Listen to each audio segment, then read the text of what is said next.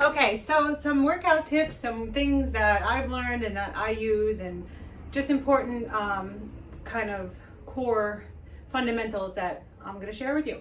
All right, so there's many types of workouts you could do. You could do for hypertrophy, you could do for muscle endurance, you could do for power, but they all start with the same base, which is stability. So stability is so important because all your actions and everything that you want to do, even on normal daily life activities, it all comes from your core, your intrinsic muscles that you don't usually work out, and it's really important. So people want to just skip through it and, you reach their other goals. However, it's one fundamental that you cannot forget. So a lot of workouts that I do, I try to do like unilateral, meaning like one leg, just really putting to test your proprioception, like how your body is standing in the normal environment. And again, just like all coming from the core. So always pulling your belly button in, always engaging your glutes, just being conscious of it. So one of the main parts of working out, one of the hardest parts is, everybody says muscle mind coordination. And it's something that's really overlooked, but you really have to train your muscles and train your body to do what you require it to do. So when people first start out, they start working out and they're like, oh, I'm not doing it right. It doesn't feel right, or I feel awkward. And it's, yeah, you are, because you literally have to learn how to tell your mind how to control the weight, squeeze, hold, think about it, make the connection. And by doing that, it increases all of your joints, your ligaments. It just, it's a neuromuscular connection. So it's something that takes time. So when you first start and if things don't feel right, it's just a reason to keep going and to just keep every day, just thinking about it. And, I used to get so bent up on not doing it right. And, it's not even that. You just think about it, and with time, things will start working better. And you're training your muscles to adapt to the weight, the stress. And that's what it's all about. So, and another great thing to use is like a ball or Bosu ball.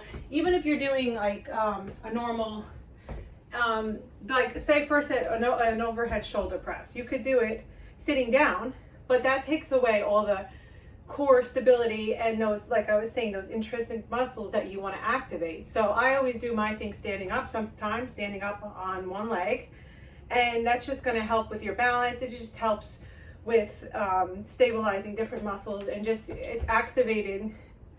So whenever you're standing or doing one leg or even sitting on the ball, you're required to engage and hold yourself up and push yourself up from that. So it's actually, you burn more calories. You increase your caloric expenditure when you're engaging more muscles at once. And again, like you don't even feel it because you're just standing up. So a lot of my exercises that I do are usually so like I would do, we could do a bicep curl to a press and just do it all standing. So we're doing shoulders, we're doing biceps, we're increasing stability. If you want to pick it up, just one leg up. And it doesn't really feel like much, but you're really, now this is activating my lower. Switch legs, that's a good multi thing. Another one is like when you want to just do your squats, go up, press. So this is like a full body circuit you could do. So a lot of things that I do are I do in circuits because I don't know, I want to get in and out in 30-45 minutes. So I just go for 30 to 45 minutes and I just don't stop, and I just alternate body parts. So for example, if I'm doing shoulders and they fatigue, I can move on to the biceps, and they fatigue, I can move on to legs. Or you can choose to like separate your days, legs one day, arms one day, whatever works for you and your schedule. But the main important part is to just make that mind and body connection over time. So for shoulders, there's a whole bunch of, I prefer to do the free weights. Again, it engages, it makes the mind and body connection. The machines are great at the gym, but it takes away a lot of the self-control and squeeze that you're doing when you're standing, one-legged or whatever.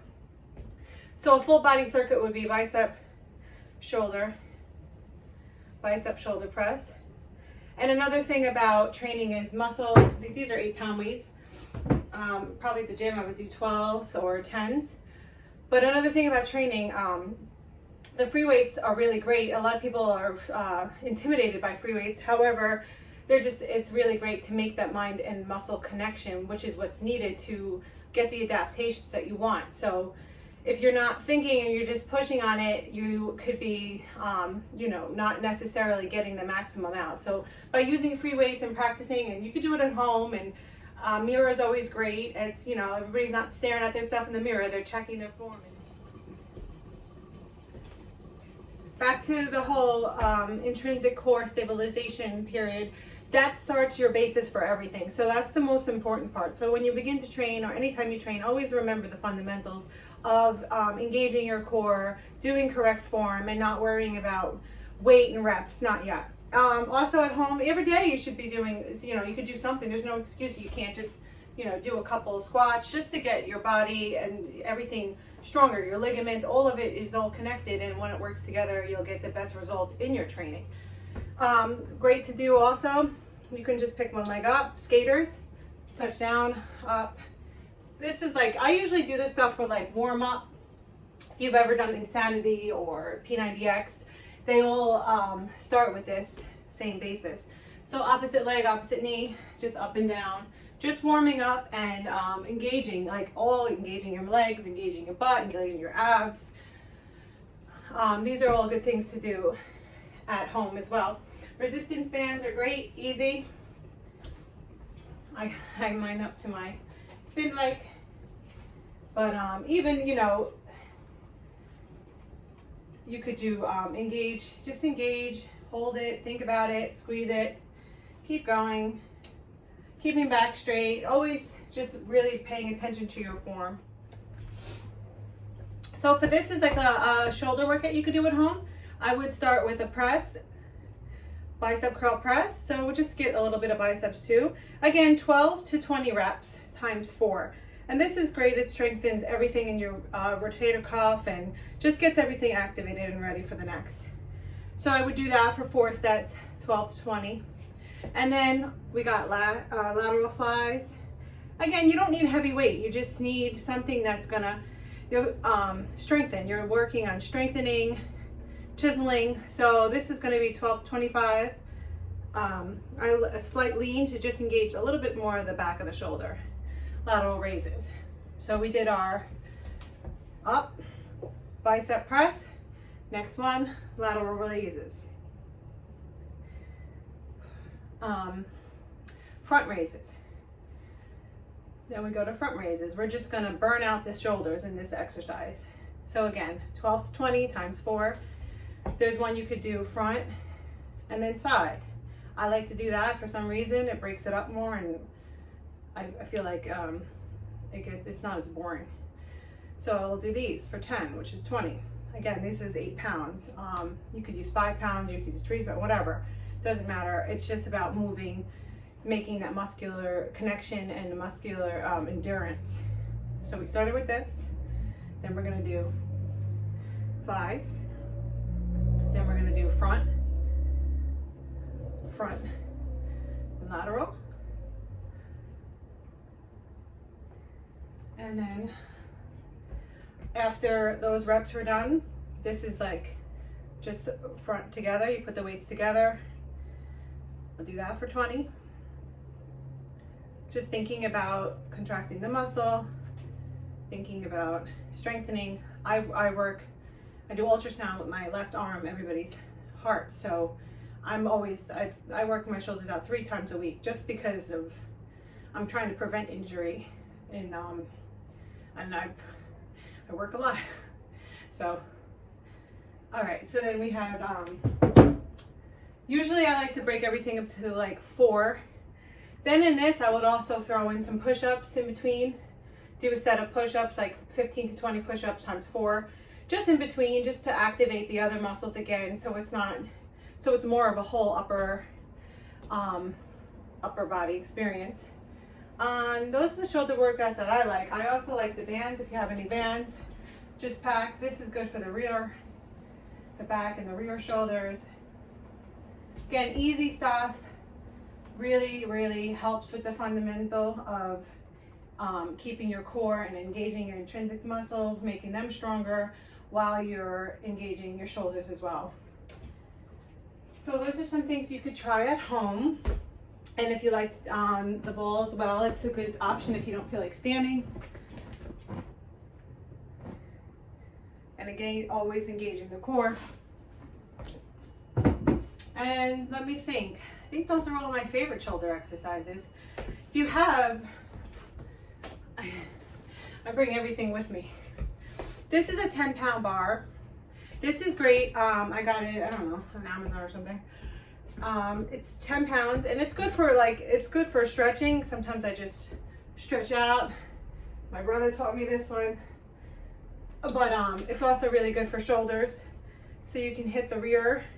And again, since it's only 10 pounds, I'm just worried about making that connection, making sure nothing hurts, strengthening everything, and high repetition. So muscle endurance is gained with high repetition. Muscle hypertrophy is gained with lower reps and heavier.